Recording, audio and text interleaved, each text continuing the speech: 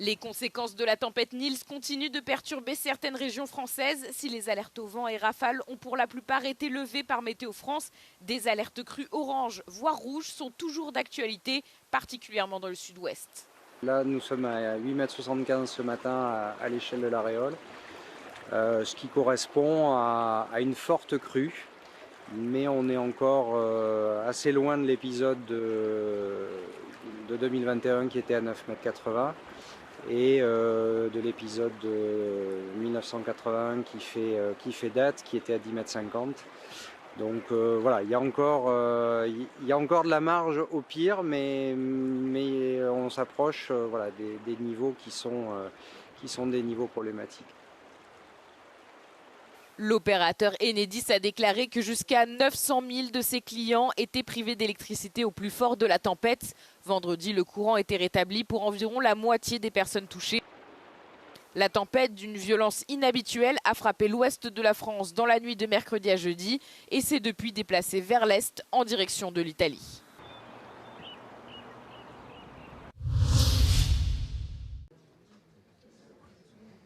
Réunis jeudi au château d'Aldenbiesen en Belgique, les dirigeants des pays de l'UE ont avancé l'idée d'une union à 2 vitesses pour sortir de l'impasse sur les réformes économiques en privilégiant l'efficacité à l'unanimité.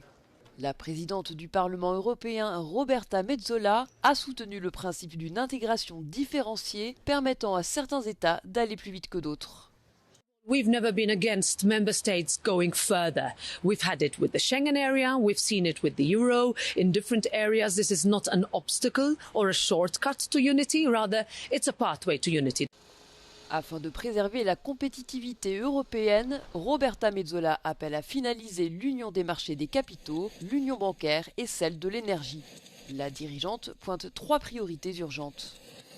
2026 is going to be the year where we need to save the automotive industry. 2, we need to shore up where we are market leaders. 3, we need to conclude more trade deals. We're doing this already. We've seen what happened with the US, with India, different trade deals on the table that we need to, in Parliament, also vote on. Roberta Metsola affirme que l'UE ne dispose que d'une opportunité limitée d'ici au prochain Conseil européen de mars pour obtenir des résultats concrets. Plusieurs alliés de l'OTAN, dont l'Allemagne et le Royaume-Uni, ont annoncé une aide militaire de 35 milliards de dollars à l'Ukraine à l'issue d'une réunion des ministres de la Défense qui s'est tenue jeudi à Bruxelles. We can save lives, we can pressure Putin, and we can agree peace, but only if we step up together.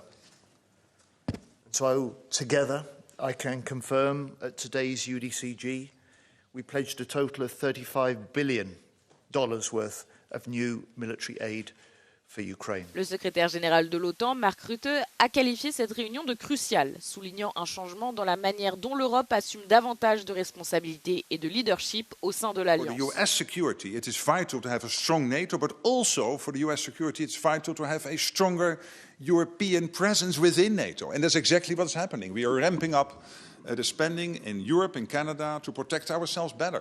L'Arctique était également à l'ordre du jour. La veille, mercredi, l'OTAN a lancé une nouvelle mission appelée Arctic Sentry afin de renforcer la sécurité dans le Grand Nord. Cette mission regroupera les activités des 32 alliés dans la région sous une stratégie opérationnelle pluridisciplinaire.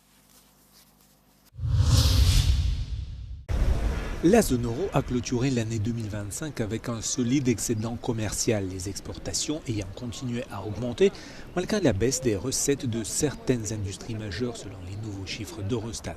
Le bloc a enregistré un excédent de 12,6 milliards d'euros dans ses échanges commerciaux avec le reste du monde en décembre 2025, soulignant la résilience des exportateurs européens en fin d'année.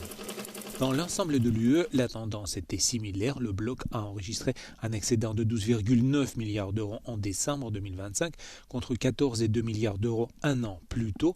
Malgré ce léger recul, les données indiquent une performance commerciale globalement stable avec une croissance des exportations qui s'est poursuivie jusqu'au dernier mois de l'année et un excédent extérieur important pour le bloc.